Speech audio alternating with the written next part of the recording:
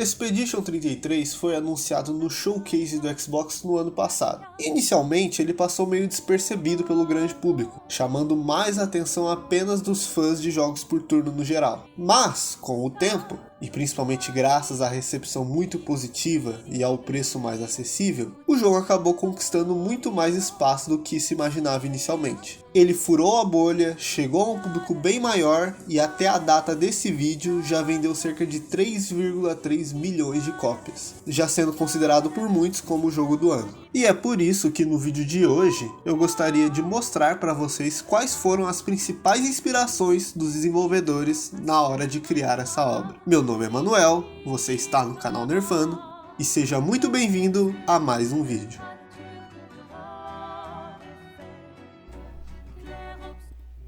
Antes de começar o vídeo propriamente dito, eu gostaria de trazer uma curiosidade. Se você entrar no site da Saintfall Interactive nesse momento, que é o estúdio do jogo, você vai encontrar uma aba que contém os jogos favoritos de cada um dos desenvolvedores, que claramente acabam servindo de inspiração para o projeto deles. Inclusive alguns serão citados aqui, então caso você tenha curiosidade e queira ver um pouquinho mais, eu recomendo vocês darem uma olhada lá. Para esse vídeo ficar melhor organizado, eu vou separá-lo em tópicos, até porque vai facilitar de destacar cada influência que o jogo recebeu. Definido isso, eu gostaria de começar pela história, que eu acho que é o ponto forte que chamou a atenção de muita gente para esse jogo. O seu diretor criativo gosta de destacar duas obras em específico. A primeira sendo o famoso anime e mangá Attack on Titan. Abre aspas para ele. Em geral, histórias sobre aventurar-se no desconhecido apesar de riscos incríveis, como o anime e mangá Attack on Titan, sempre foram muito atraentes para mim, diz Guilherme Brochet. Fecha aspas. Ele também cita como uma de suas inspirações um livro de um romance francês chamado La Horde, du Contrevent, eu espero que eu tenha falado certo, que é um romance de fantasia sobre um grupo de exploradores viajando pelo mundo, que também acaba lembrando muito a premissa do jogo em si.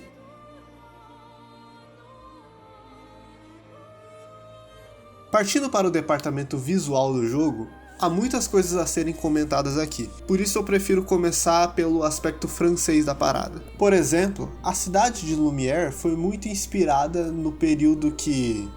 eu vou evitar falar o nome, vou deixar para o Google mesmo. Belle Époque, que basicamente foi um período caracterizado pelo otimismo e pela paz na Europa continental.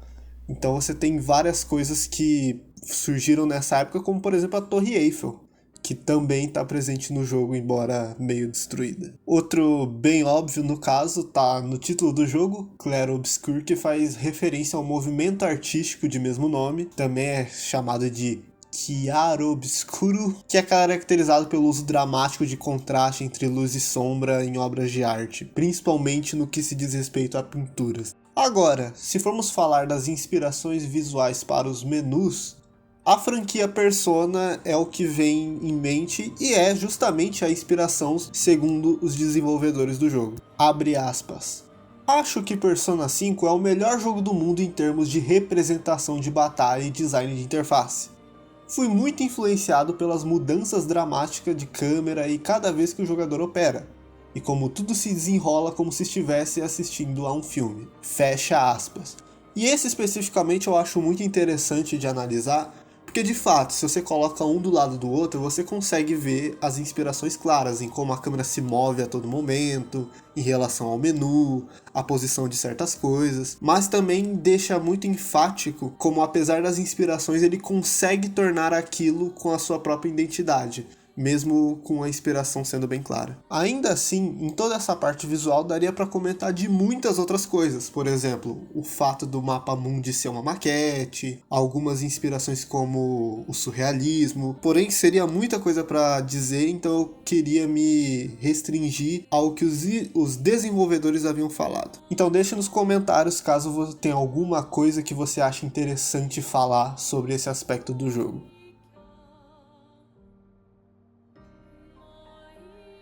Agora, quando a gente vai falar de gameplay no caso, há muitas inspirações a serem consideradas aqui. Obviamente, algumas das coisas que vão vir à cabeça são os jogos da Atlus, como Persona e Shin Megami Tensei, até porque eles já serviram de inspiração na parte visual, porque que eles não seriam, né, na parte de jogabilidade em si, mas também muitos vão se lembrar dos Final Fantasy clássicos. Em especial, muitos poderiam apontar o Final Fantasy IX, já que ele tem um sistema muito semelhante ao de Pictus do Clair Obscur. Porém, segundo o diretor, não foi o Final Fantasy IX a sua inspiração, e sim um outro jogo do mesmo diretor de Final Fantasy IX, o Sakaguchi, que no caso é o Lost Odyssey do 360, que, como eu mesmo disse, segundo o diretor do jogo, ele serviu de inspiração como pro sistema de Pictus desse game aqui. E pra quem jogou Lost Odyssey, não é o meu caso ainda, eu pretendo ainda futuramente, mas pra quem jogou diz que de fato é quase um copia e cola, é muito parecido. Então fica aqui pra caso vocês não conhecessem o jogo em si. E eu gostaria de trazer também todo o aspecto de ação, né, que foi o que trouxe muitas pessoas que não eram familiarizadas com o gênero de turno pra esse jogo. Ele não foi inventado nesse jogo, embora ele consiga fazer da própria forma, mas outros jogos como os RPGs do Mario, né, tem tanto o Super Mario RPG do Super Nintendo quanto a série Mario e Luigi, Legend of Dragoon do PS1 também já fazia isso, alguns vão citar os jogos do South Park, né, enfim. E no caso do Clair Obscur, que ele usa muito de parry, foi dito várias vezes por alguns dos desenvolvedores também que eles quiseram pegar a ideia do Sekiro, né? E aproveitando aqui do Sekiro, esse jogo ele pega muitas coisas da From Software também. Por exemplo, as bandeiras, que são claramente inspiradas no sistema de fogueiras do Dark Souls, né, Demon Souls e como você preferir. Mas também, eu vou entrar aqui um pouquinho em spoiler, então eu vou deixar uma marcação aí na tela de para onde você quer pular, porque não é nada de história, é uma coisa opcional, mas fica aí para caso você queira.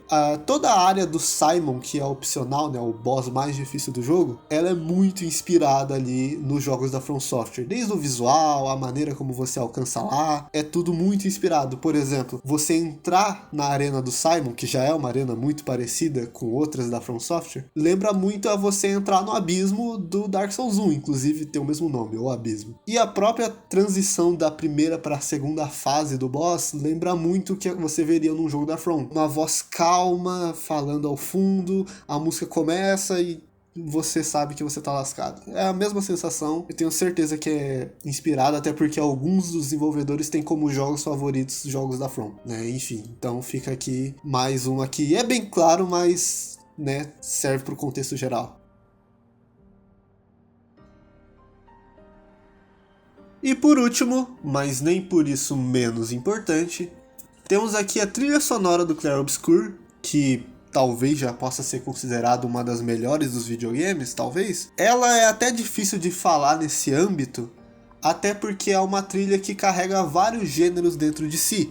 Você consegue ver coisas de rock, de música clássica, você consegue ver eletrônica, jazz, entre vários gêneros em si. Porém, ao estar indo atrás das referências para esse vídeo, eu me surpreendi ao descobrir que uma das principais inspirações do estúdio para a trilha foi o Joe Hisaishi, espero que eu tenha falado certo, mas que é o compositor dos clássicos da Ghibli, especificamente Princesa Mononoke, o serviço de entregas da Kiki. Foi totalmente a questão de trazer a ideia e capturar o senso de aventura e maravilha, né, que você tem nesses filmes. Mas, além de tudo isso, eu gostaria de acrescentar um bônus que, apesar de eu não ter achado em nenhum lugar exatamente uma declaração aberta, eu acredito fortemente que algumas das trilhas desse jogo foram inspiradas nas trilhas de Nier, especificamente o Automata. No caso, eu não vou poder exemplificar em vídeo aqui, até porque tem a questão dos direitos, principalmente com as trilhas da Square Enix,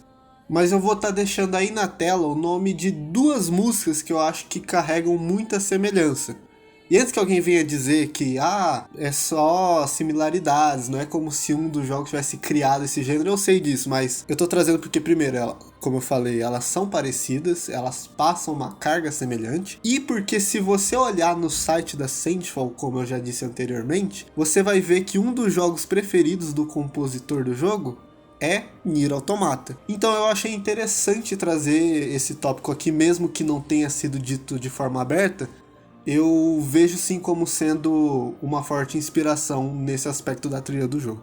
Mas no geral, as inspirações principais eu diria que é isso. Claro que há muitas outras coisas que poderiam ser apontadas, outras semelhanças com outros jogos, filmes, animes. Há muita coisa para se tirar, entrevistas que os desenvolvedores podem fazer no futuro revelando outras inspirações deles, mas eu acho que já deu para pegar o espírito da coisa, que eu já tinha comentado na parte dos menus, que o que a Sandfall conseguiu fazer foi se inspirar no core do que era importante em cada uma dessas obras, o sentimento que eles queriam, e fazer algo que era próprio deles, que é uma lição que a indústria tem precisado nesses últimos tempos.